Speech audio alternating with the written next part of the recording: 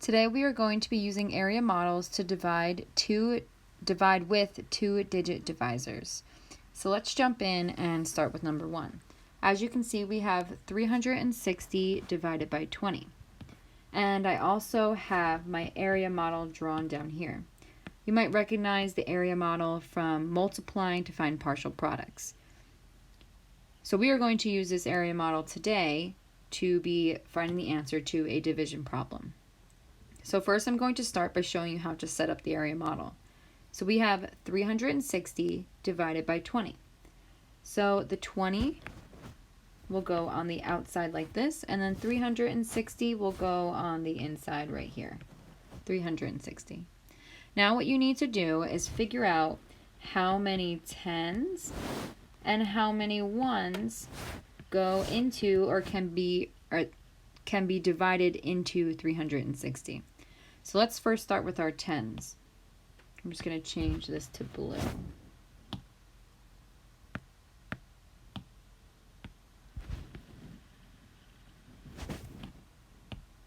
So when we look at our 10s, I want you to think to yourself, if I multiply by 20, how many 10s can go into 360? So one way to find that out is just by taking a good guess. So I'm going to think to myself, what if I had 20 times 20? Now remember, 10s can be 10, 20, 30, 40, 50, 60, 70, 80, 90. So I'm going to start with 20 just to make a guess. And I know that 20 times 20 gives me 400. 400 is way higher than 360. The number I find has to be close to and below 360. Cannot go over. So since 20 was too high, I'm going to try 10. 20 times 10 gives me 200. So I know that 200 does not go over 360, and it's close enough. So we're going to do 110, or another way you could write this is just 10 on the top. So 10 times 20 gives me 200. So what I'm going to do now is subtract 200 from my 360.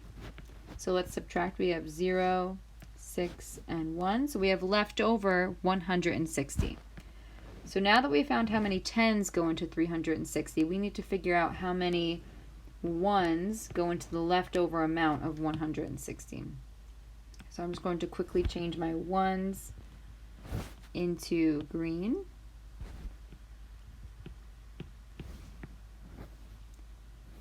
So we need to figure out how many 1s will go into 160, but it cannot go over. So what again I'm going to do is make some guesses to figure out what times 20 can give me 160. So I'm going to start with 20 times 5. Usually 5 is a good place to start with because it's right in the middle. So we have 20 times 5 equals 100. 100 is kind of close to 160, but I think I can get closer. So I'm going to try 20 times 6. So 20 times 6 is 120. I still think I can get closer, so I'm going to keep going. 20 times 7, we have 140. I'm going to try to get a little bit closer. Let's see, 20 times 8. And 20 times 8 is 160 exactly. So I'm going to use this 160, and I know that it goes in, or 20 times 8 is 160. So we're going to put 8 1s. 8 times 20 is 160. And I'm going to subtract, and I got 0. So I know that I had 1 10s and 8 1s in my answer. So that means we have to add them together. So 8 plus 10 gives me 18. So I know that 360 divided by 20 is 18. Let's try another example. For number 2, we have 208 divided by 16. So again, we're going to write our number on the side, our 16, and 208 will go in the middle here.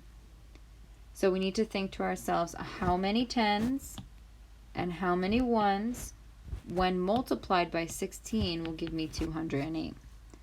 So let's think to myself, I'm going to start with 16 and let's multiply it by multiples of 10 until we get to something close to 208. So let's try 16 times 10. 16 times 10 gives you 160. I'm going to see if I can get a little closer. I'm not too sure, but I'm going to try. So let's try 16 times 20. So we have a 0 and 4. So our answer to 16 times 20 is 240. 240 is way too high since our number is 208. So I know I have to use 10 for my first number. So 16 times 10 was 160.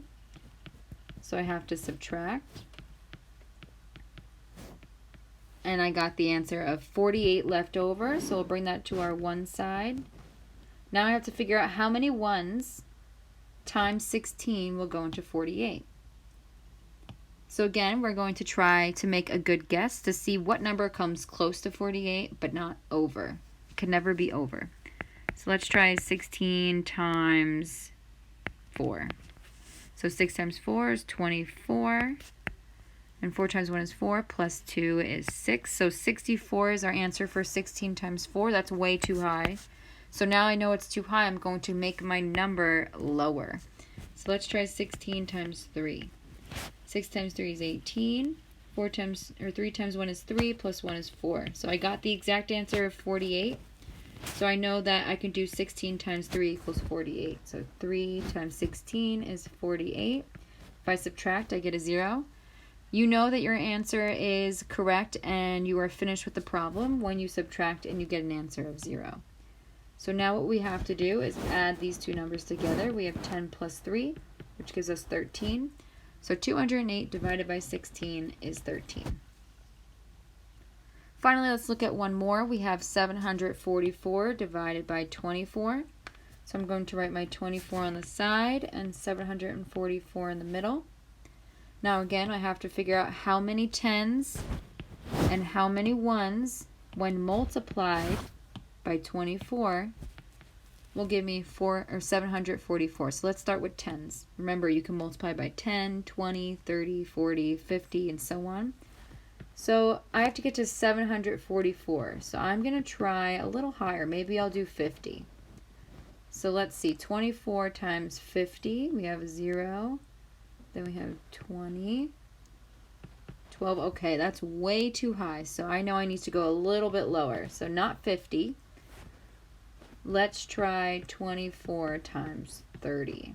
So 0, 4 times 3 is 12, carry my 1.